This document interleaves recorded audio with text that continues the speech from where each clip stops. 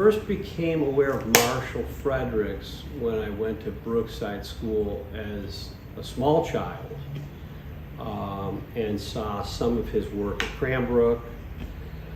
And then later I went to Corton School in Birmingham, and again saw more of his work because he had the two what we call Corton School Bears. So often after school, my mother would come and pick me up, and I would wait by the bears. So they became sort of a fond memory of being a child and walking out there every day and getting picked up, standing by the bears. And it wasn't until much later in life that I was able to meet Marshall. So I think it was maybe, 1990, maybe 89. I was familiar with his work and always liked his work. But I, like any young man, I started making some money, and I decided I was going to maybe buy a piece of his work. So opportunity came up, and I bought my very first piece of Marshall's work. I was enamored with it, but I didn't know much about it. And it was a baby baboon. So I called the studio, and I was very surprised that Marshall just answered the phone. Most of the time, if I dealt with any kind of famous artist, they always had some type of administrative assistant or a buffer between them and the public. And Marshall answered the phone, hello? And I said, I was calling to talk with Marshall Fredericks. Well, this is he. I said, oh, wow. Mr. Fredericks, I wanted to talk with you about a piece of art that I bought. Oh, what do you have? So I described it. Where did you buy it? Who sold that to you? And I later found out he loved to keep records of who had his pieces and where they went to and what they were sold for. So that day he invited me to come down to the studio. So he says, yeah, come on down to the studio. I'd love to see the piece and talk to you about it. So I went down to the studio, which I didn't know his studio was on Woodward at the time. So it was right in the corner of Normandy and Woodward. I went in there, and I met with him. I showed him the piece. I asked him if he would sign the piece, because a lot of times his early pieces were not signed by him. So I spent several hours with him that day. I met Rita Copenhagen, his assistant. He had another assistant, Molly, that worked there. Scott Slocum worked there, and sometimes up at the greenhouse helping Marshall.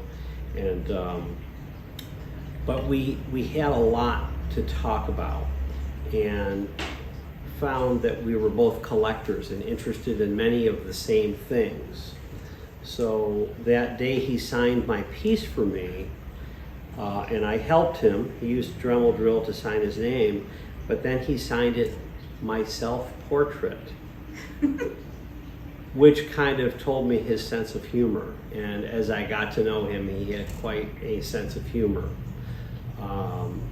That day, he asked me if I wanted to have lunch. So I said, sure. Where would you like to go? And he goes, well, let's go next door and have a Slim Jim. So we went over to the Big Boy. We drove to the Big Boy, even though it was right next door to a studio. And we sat in the first booth at the Big Boy, and each had a Slim Jim and talked about all kinds of interesting things about his past and how I was interested in his work. And so that was the beginning of what I thought, was a great friendship. And that's how it all started. Of course, I was always collecting his work after that, and that became a big focus of my interest in collecting, was Marshall's work.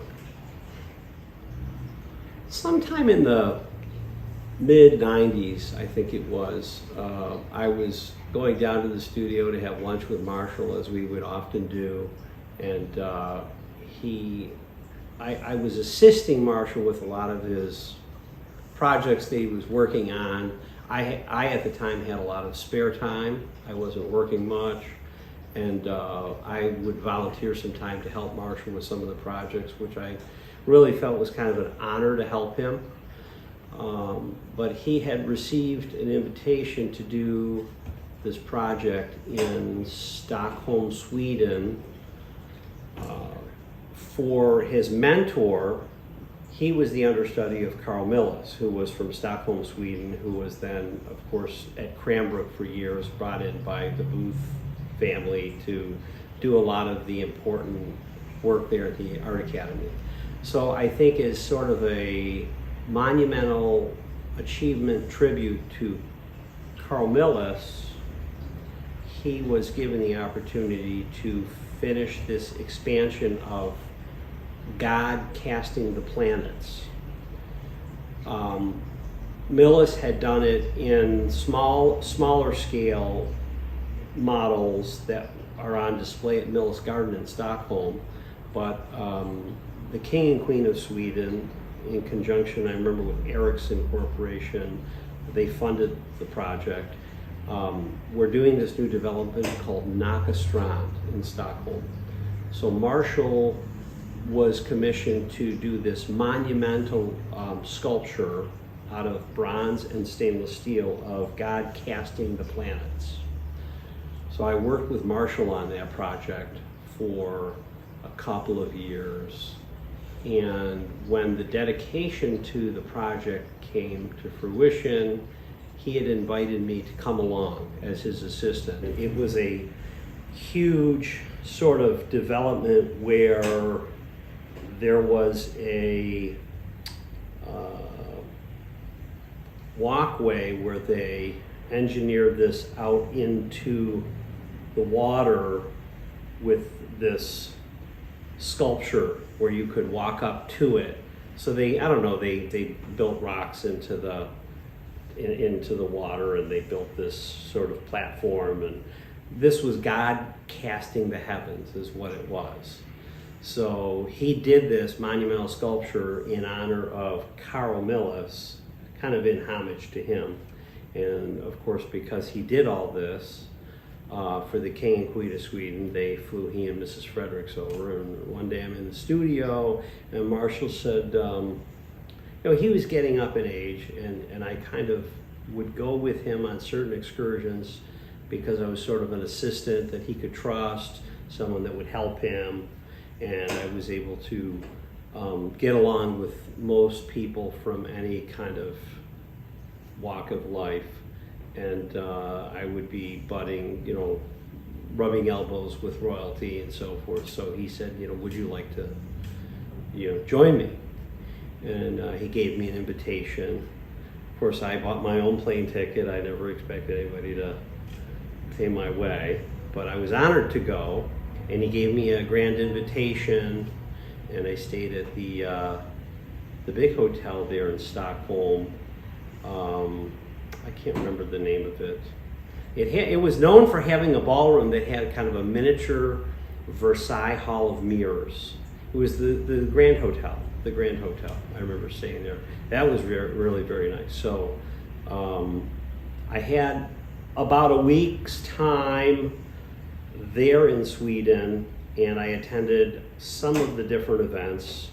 And then there were days when Marshall, didn't need me, so I would go on my own excursions and drive around and see some of the sights. But when the fountain was unveiled, I was there, and then they had a kind of a grand luncheon given to him by the King and Queen. It was something to remember.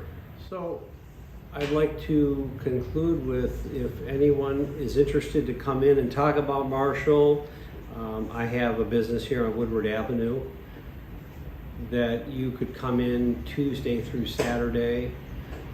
If you ever want to talk about Marshall, share some stories, or have questions, not that I know everything about his life, but I know a fair amount. I also will tell you that there was a book that was published on Marshall's life's work.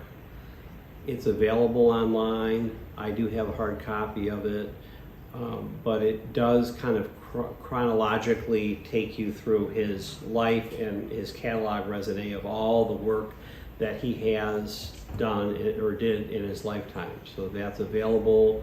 You just Google Marshall Fredericks book and it'll come up. But if you want to stop in the store, we could talk about Marshall.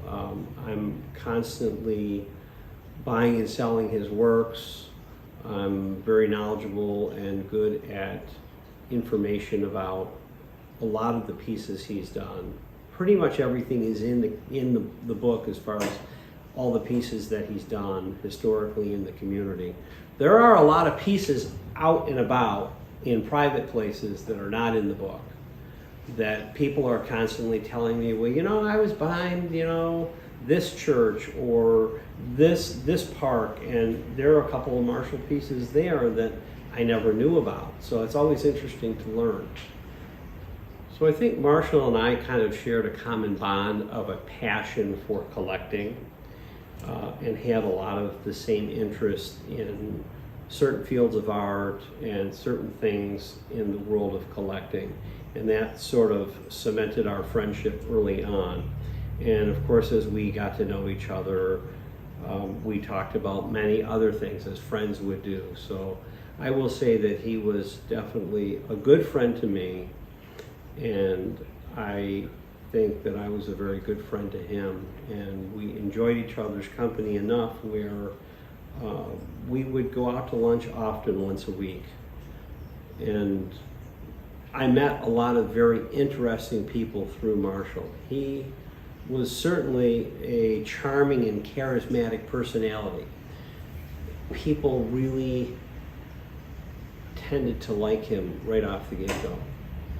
So I will definitely say he was one of my more sincere and better friends that I've had in my lifetime.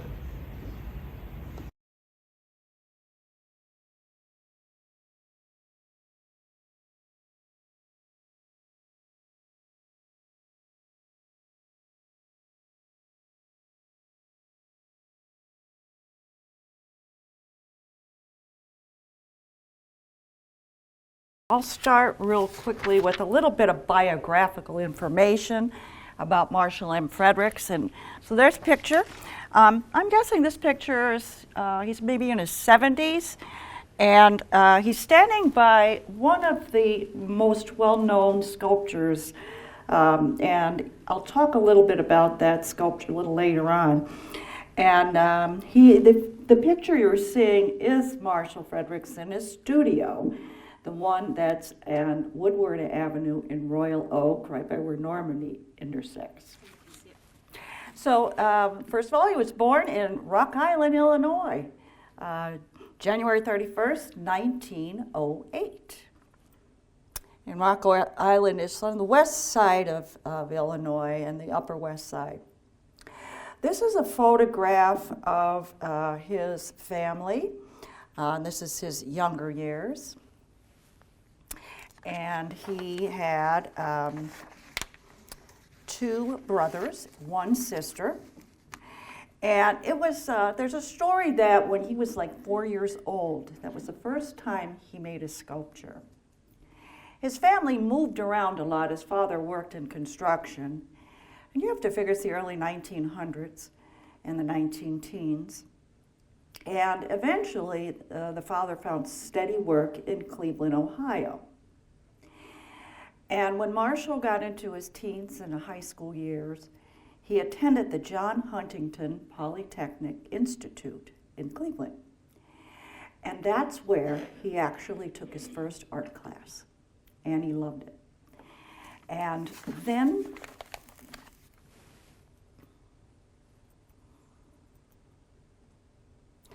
he went on to study for a bachelor's degree at the Cleveland School of Art.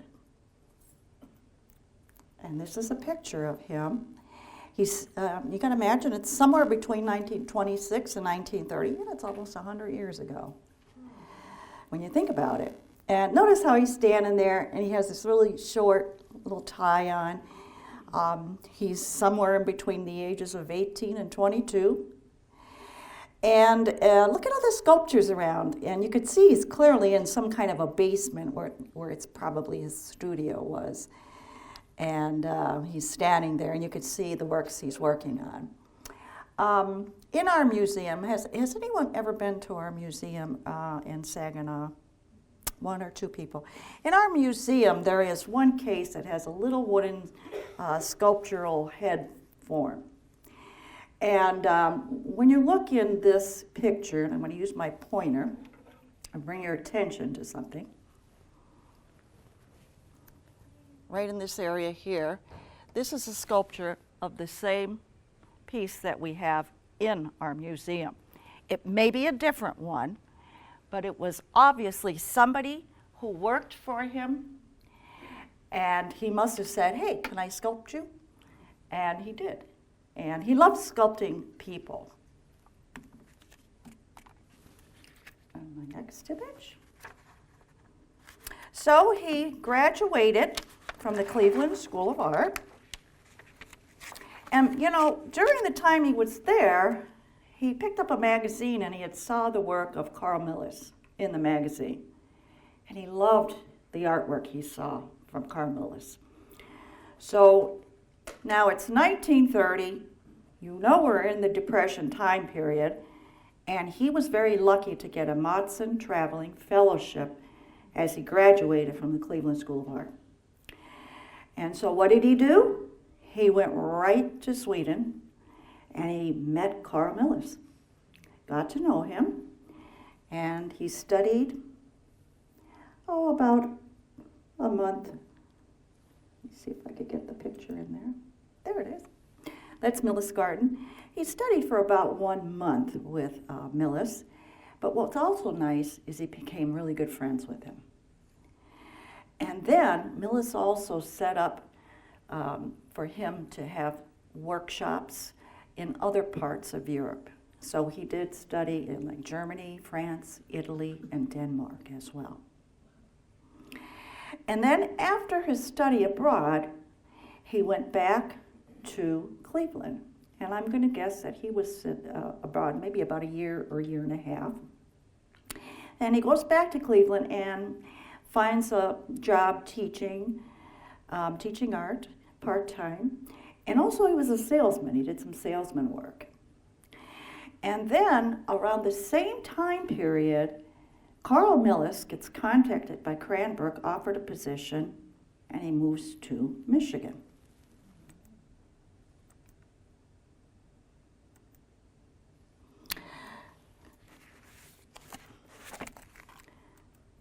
I'm going to put him on all my phrases in here. Okay. So the photograph is an aerial view of Cranbrook Academy of Art. And Marshall Fredericks arrived there in the spring of 1932. And there were some really neat things. One, he did accept Milles' invitation. And there were a couple things. It was to teach there, to help Milles with his commissions, because he was doing quite a number of commissions, not only on the campus there, but all in the Midwest in the United States. This is the real important one. By helping Milles, he learned the business of being a public artist. And then he also does his own work as well. And as we all know, Marshall Fredericks was very influenced by Carl Milles' work. He, just to let you know, 1934 and 35, and then 37 to 42, he taught ceramics at Cranbrook. And then he also taught sculpture there from 1934 to 42 as well. Okay, so this is a picture of Marshall. It is at Cranbrook. And you know, at Cranbrook, and you got to think about it, 32 to 42 is the time he taught there and was there. Who else was at Cranbrook? Well, you had the Saarinen, right? The whole family. Ilio, Oya, Pipson, Eero. You had Charles Eames.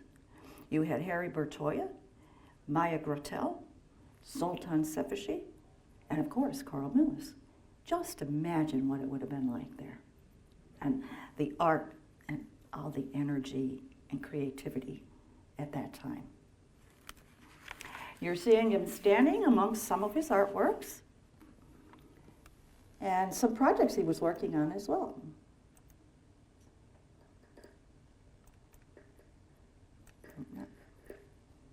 Not moving forward. There it is. All right. So we have Marshall Fredericks and Carl Millis are both in a classroom at Cranbrook. And you could see them, they're kind of in this area right here. You see Millis here and Marshall Fredericks here. There's a lot of women in there that are sculpting. So it's possibly maybe Kingswood. But anyways, working with Millis, he learned the mechanics of engineering large-scale artworks. Some of the things he did for Millis, he supervised the carving, casting, patination, and installation of a lot of Millis's sculptures, including cities like St. Paul, Minnesota, and Harrisburg, Pennsylvania. So he was a pretty busy guy. But all the while, he's learning, and he's taken in a lot. And Millis was his mentor. He just connected with him personally and also in career.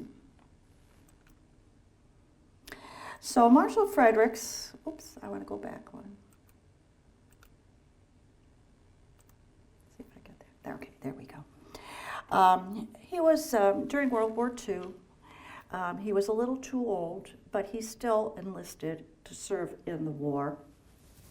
And a lot of people don't realize some of the important things that he did. He served in the Asian and Pacific theaters. He designed camouflage because they were using him for his art.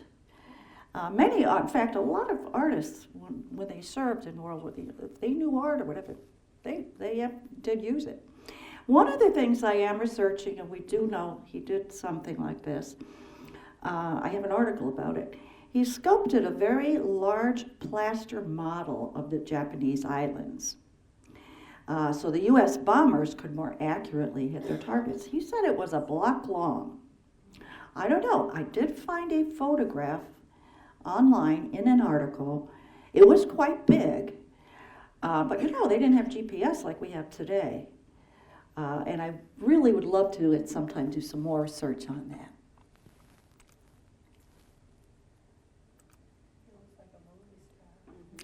Yes, you're right. A lot of people, I heard that a lot of women really liked him a lot.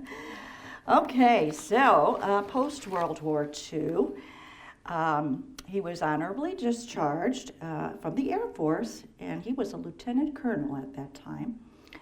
And a lot of people don't realize, too, that he was just recently married, and his first two children, his twin sons, Carl and Chris, were born, too, around that time. And so he did not go back to Cranbrook, and what he did was, because he had such knowledge of how to be a public artist, he purchased properties to have a studio, and you might be familiar with the one on Woodward Avenue near Normandy in Royal Oak. And he had that studio quite a number of years. There was also another property that he had bought that had, it was a horse stable with a carriage house, and then this really lovely Gothic greenhouse. And that was located on Long Lake and Squirrel Roads area, Bloomfield Hills. He worked in those studios until he died at the age of 90 in 1998. And mainly he worked for commission. So that's why you see so many different kinds of themes with his work, because, someone might have said, I would like a crucifix, or I would like a World War II memorial, or so forth. Okay? I can't not show you a picture of him and his family. This is early 50s, and you see he had 3 daughters. The farthest one from the left, on the left side, is Frances. And then her sister Roz is right next to her. Marshall's behind them. To the right, Mom, Rosalind, is holding Suki, or Suzanne, the youngest daughter. And then the 2 boys, Carl and Chris. Carl's in the center. Chris is on the far right. Well, as it happens, there we go. As it happens, kids grow up, and these are Marshall's children. This was taken in about 2005. Carl is the farthest on the left.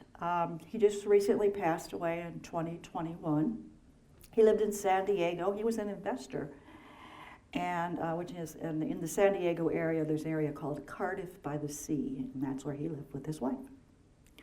Frances is the next one to Carl. She lives in Long Island. She has two sons, Tom and Tim, but her one son, Tim Ferriss, wrote a book called The 4-Day Work Week. Has anyone ever heard that? Okay, that's Marshall Fredericks' grandson. I just got that book. I'm going to read it soon. The next child is Rosalind. She did a little bit of sculpting. She is in California.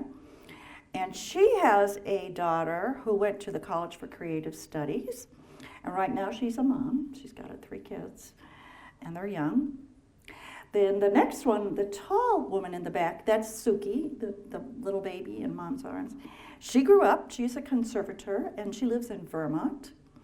She has a son and a daughter. Her son, Cook, is married to the actress Jennifer Lawrence. They have a child, a boy, and they are expecting another child. Chris is the last of the kids in the picture on the far right. And Chris was a surgeon, and he worked at a hospital, and he was teaching. He was a teaching surgeon. And he's in South Carolina is where he lives. And he has a few children as well, 3 or 4 children. But some of them are like Roz. She's on our board at the museum as one. And then I think he has a very young one. And then another son, Christian, I think, who also is on our board at the museum. So that's a little bit about his family. This is not very far from here. It's the same town, in the Greenwood Cemetery, and it's Marshall's gravestone. And if you've ever visited, it's if you go straight to the back, and it's against the back area, and you'll see the Leaping Gazelle. That used to be in his backyard, I believe, on the Park Lake Road. Is that right? Okay. So anyways, what I want to say is I did, and I'll talk about a couple of his artworks, but I want to make a note that, you know, he was just not this artist just working by himself or anything like that. He worked with a lot of architects, and especially in the early part of his career when he was still at Cranbrook. And so anyways, in fact, about 5 years after he arrived in Michigan, he started to get known and get commissions. And so, you know, in the early 1900s, architects and artists worked together as a team when they were building a structure, because the artwork may be part of the structure, it may be alongside the structure, or it might be inside the structure. And not only that, one of the whole things, it wasn't just let's build a building and put artwork by it, it was how can the artwork be integrated into the building and environment and surroundings. That was a really important thing. So I'm going to start with this one right here. So you might be familiar with this Leaping Gazelle. Anybody see it at Belle-Isle? We know it's on his grave too, so there's a couple of them. We have one at our university as well. Now, Fredericks was exposed to a lot of arts opportunities at Cranbrook, and so he entered a competition for this particular piece here. And a number of people had entered, and Marshall was kind of new to Michigan at the time, so he was kind of the new kid on the block. And many artists, I think it was about 26 artists that entered a piece of artwork, and it was for the Levi Barber Memorial. And at that time, they had monies to pay whoever the artist was that won. And they had a committee, too, to select the winning artists. And anyways, this was his proposal here, this little Leaping Gazelle. He ends up winning this. And so anyways, so a lot of people think, oh, you know, I've seen that a lot, but what in Marshall's words was it about? And I have a quote from him. He said, I use this gazelle, which to me has always been, in my mind at least, sort of the perfection of the four-legged. and he especially liked how it looked within the surroundings of where it would be. Just to remind you, Albert Kahn designed the conservatory there in 1904. So Marshall worked probably with some architecture because it is a fountain. There's also 4 small animals that surround it, and they would be hawk, grouse, otter, and rabbit. 2 of the animals were predatory, 2 were non-predatory. They were all common to Belle Isle. The next piece I want to do is one of my favorite, the Horace Rackham Building, which is on the south end of the Detroit Institute of Arts. Have you all ever seen this building before?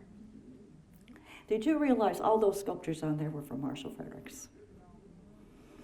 Okay, this is like amazing. Like, he carved part of them, partially in his studio, then delivered them, and then they were installed, and then he climbed up there and finished them off. All right, think about that as work. Now, let me tell you, he worked with, and this is in 1939 that he started the work on this, an architectural firm, and let me know if anybody knows this, Harley, Ellington, and Day. Do you remember that firm? So Detroit. Okay, so he worked with this firm, the architectural firm, and did the reliefs. And I'll go through a few of the reliefs, you'll see them. But they liked him so much, they always called him back for more. So here's some of the, just a few of the relief parts of the building. And you're seeing that he's a real Art Deco in style, sculptor. He's simplifying the form and stylizing it. Let's see if we can get to the next one.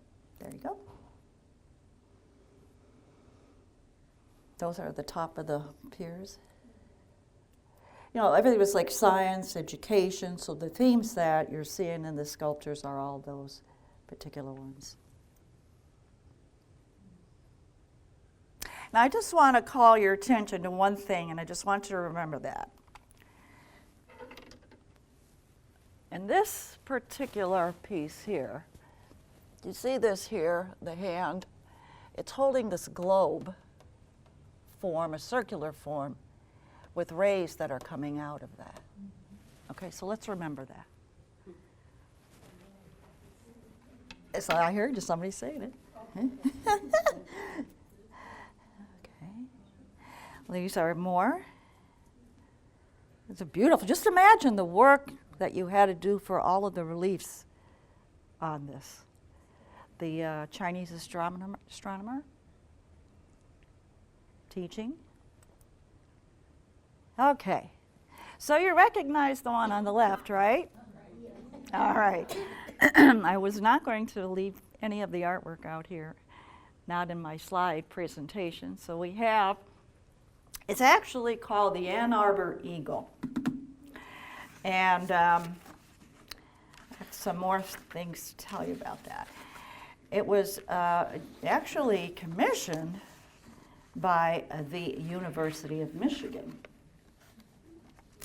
And they wanted a memorial that would honor the men and the women of the university who died in World War II. And the following is Frederick's own explanation of the sculpture.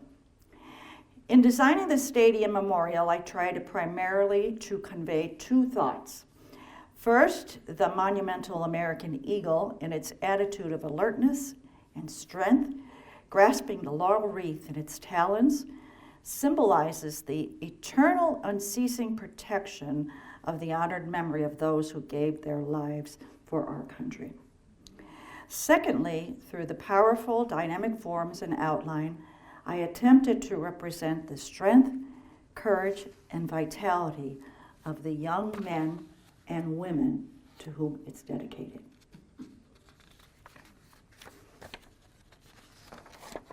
The next place, does this look familiar?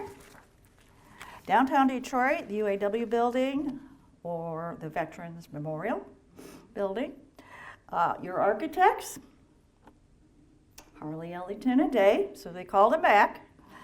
1944, Detroit said, we would like to construct a Veterans Memorial Building to provide facilities for veterans and civic activities. It would be on the riverfront, it would be 10 stories high, and it would be the first unit of the city's new civic center. Now I'm going to read an excerpt from a book called Art in Modern Architecture by Eleanor Bitterman.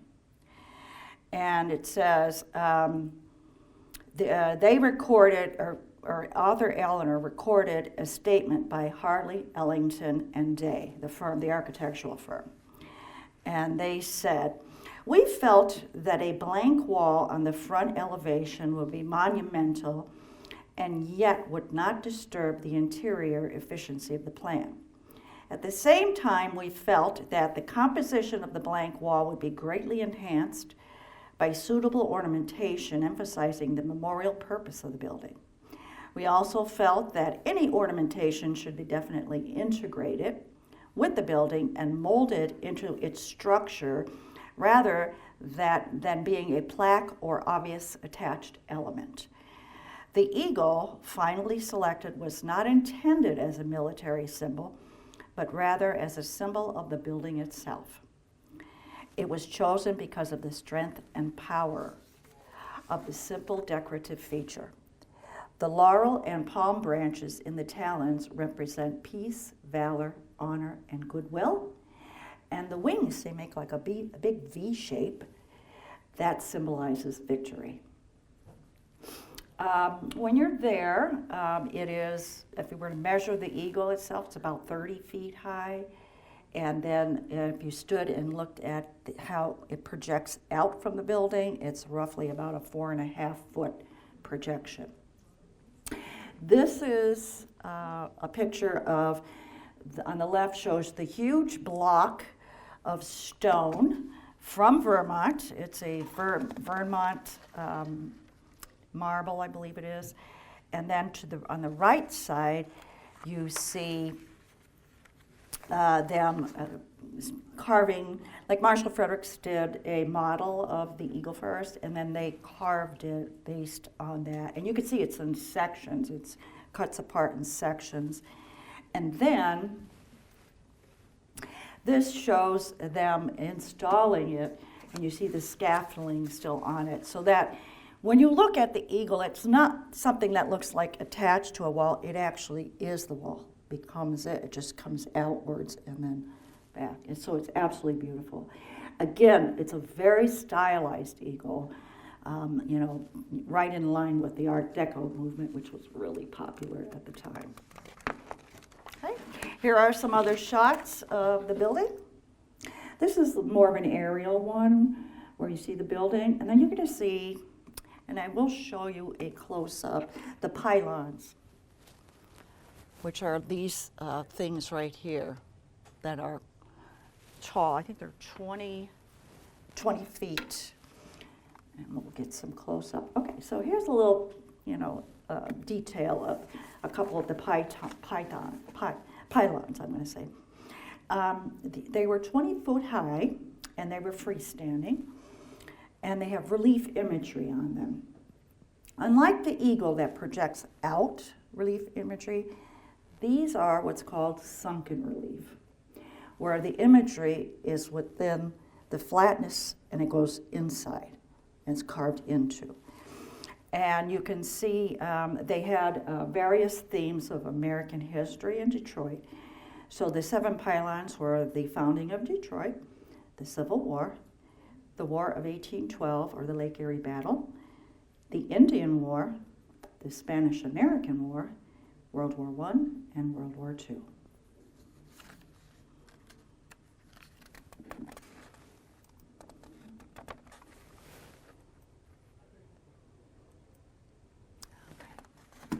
Does anybody see and remember this? Okay, this is the Ford Rotunda building, 1953. And the architect, Albert Kahn, and Buckminster Fuller was the person who did the dome inside. In our archives, and we have the archives of Marshall Fredericks. Is there ever ever wanting to do some research, you can make an appointment and come and see. We have all the papers. It's like a beautiful library. In 1952, in a letter from our archives, Marshall Fredericks wrote to Walter B. Ford Designers Corporation in Detroit. He made a proposal to create 32 sculpted panels for the interior of the inner court of the modern design Ford Rotunda building in Dearborn. And they were going to make these out of weatherproof material and then had to have it assembled and in place by 1953. Now, found a bill of lading in the files, and it was dated August 19, 1952.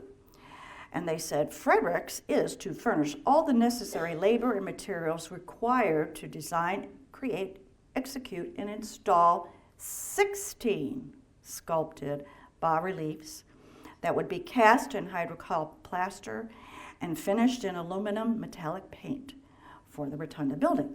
So we went down, started at 32, went down to 16, and one other last change happened. They did not cast in hydrocal plaster. They decided to use fiberglass polyester resin laminate.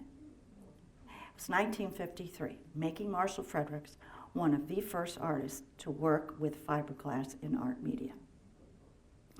Okay, and here's some pictures of the interior. And you can see the reliefs, like at the top. There's 5 of them, I think you can see in this image here. And they were beautiful. They were quite big. And the 16 panels represented the principal industries contributing to the automotive industry. I do want to let you know the Architectural League of New York awarded Marshall Fredericks the gold medal in sculpture for those reliefs, and this was in 1956. And also for the Beaumont Hospital relief as well. And as we all know, in 1962, the building was destroyed by fire, including the reliefs, and we have no evidence of them other than the photographs. So they were all lost. This is a picture of him working on the clay for one of them. So you can see how big. And you notice how high up he is in the air, climbing up. He had various ways to work on projects that were big and high in the air. So I couldn't leave this guy out. He has been newly cleaned up, Spirit of Detroit. And you know where it's at. It's, again, Harley, Ellington, and Day was the architectural firm. They did a building, designed a new building, as well as the Horace Rackham, and also the UAW building, same architectural firm again. 20-story marble building, and it stands where Woodward and Jefferson Avenue meets. And it was a very long rectangular building with a narrow western end facing the intersection of the oldest and most historic roads in the state. And at the narrow end, they decided to do something interesting.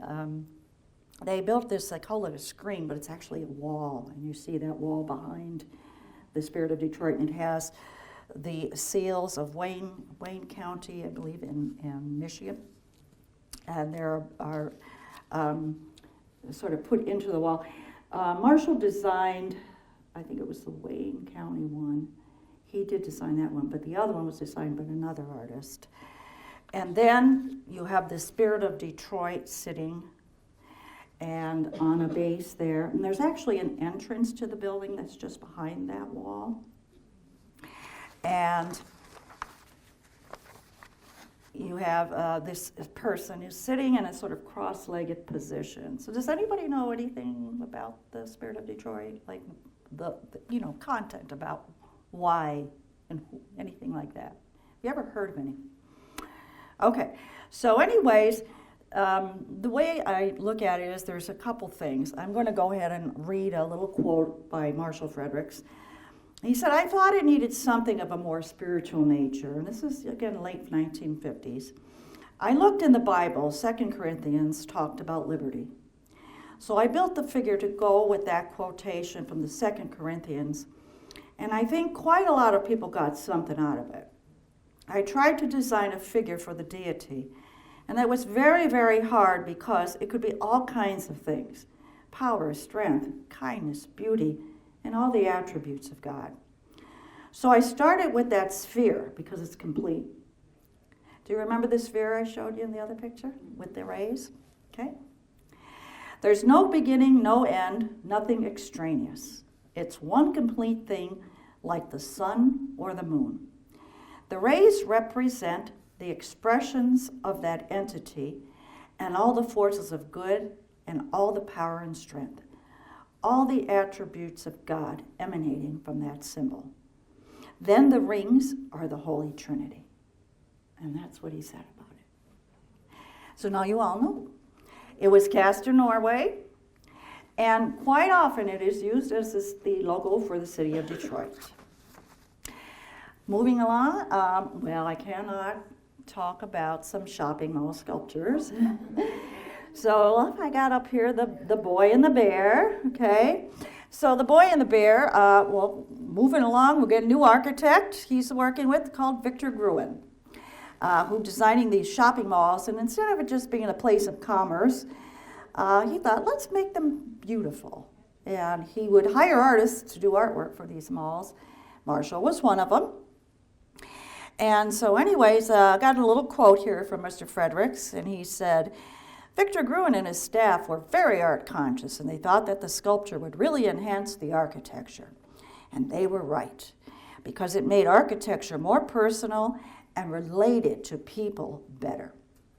People don't like go shopping in just a cement building. If it has something that appeals to their eye and is more friendly and warm, and maybe has a little fun connected with it, I think they would enjoy it more. And that was the reason the boy and the bear is there.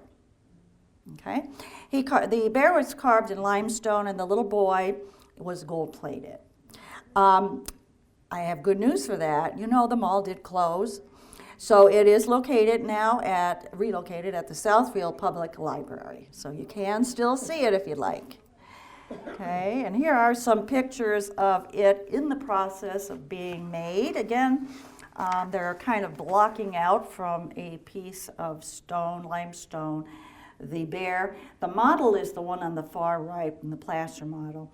And the two worker people are modeling it based off of Marshall's one there. I do want to let you know Marshall Fredericks was a master carver. He was excellent at carving. But, and he originally worked with like the Horace building, carving it all by himself.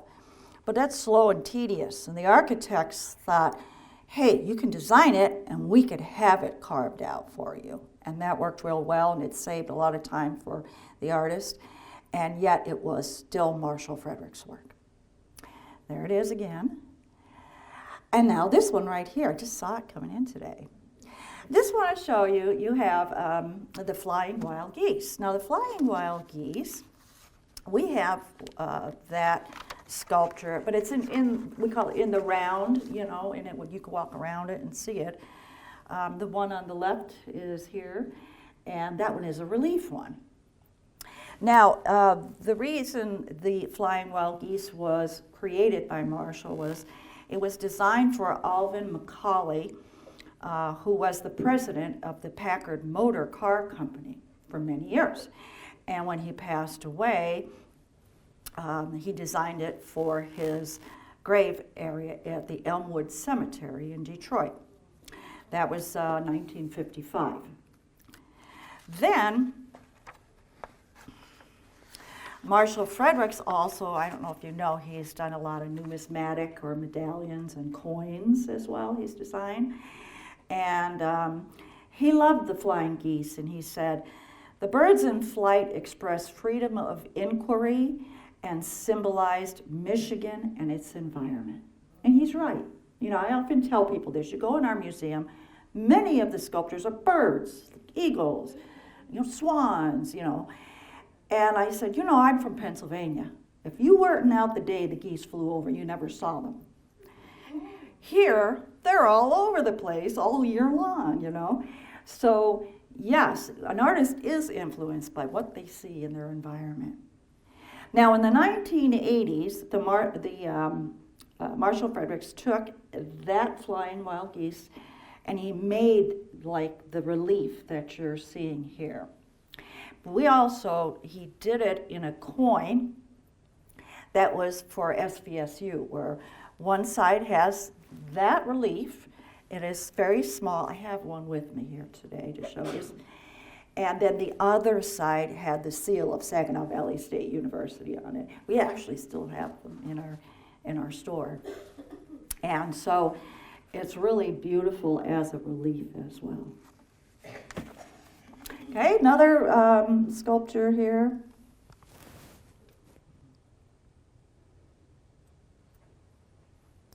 I can get it moving. I'm not getting any movement here. Oh, there it is. I got it. All right, Eastland Center, another sculpture. I just have a few more here.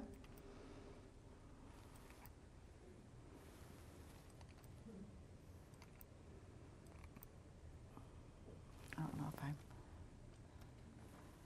Maybe the arrow, you could just use the arrow key. There you go. Yeah, that'll work.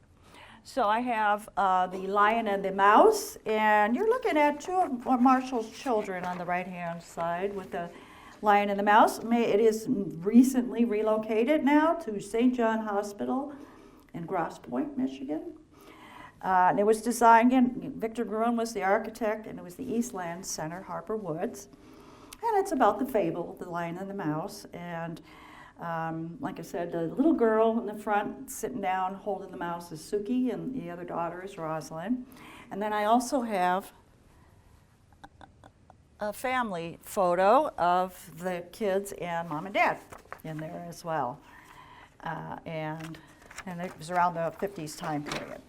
Now, most of Marshall's work is known to be in Michigan, most of it. But he does have work in other states and other countries. This one is in Washington, D.C.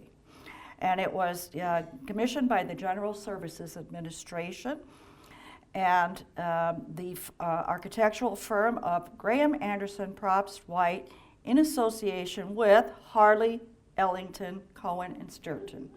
So you see how they must have really liked him and called him back all the time. Anyways, this is a wonderful thing, and it was in the early 1960s when he did this. And you know what was going on at that time? We were exploring outer space. So this is his work based on that theme. Now, if you've ever seen the movie Argo, anybody? This was in that movie.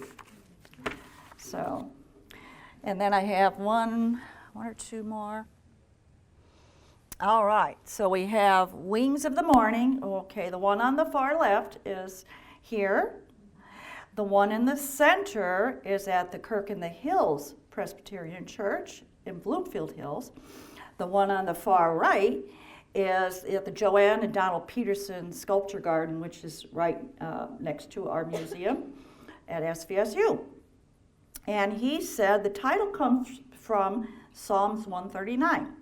If I take the wings of the morning and dwell in the uttermost parts of the sea, even there your hand shall lead me, and thy right hand shall hold me.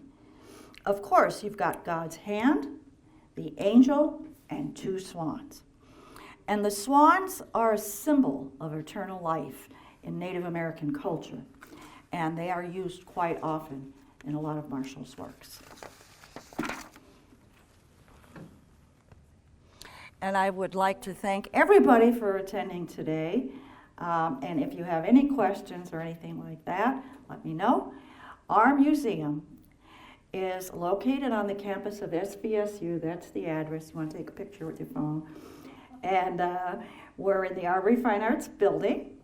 It is a free museum. There is no admission charge. We're open Monday through Saturday, 11 a.m. to 5 p.m. We always have various programs and activities and things. You can follow us on Facebook or Instagram.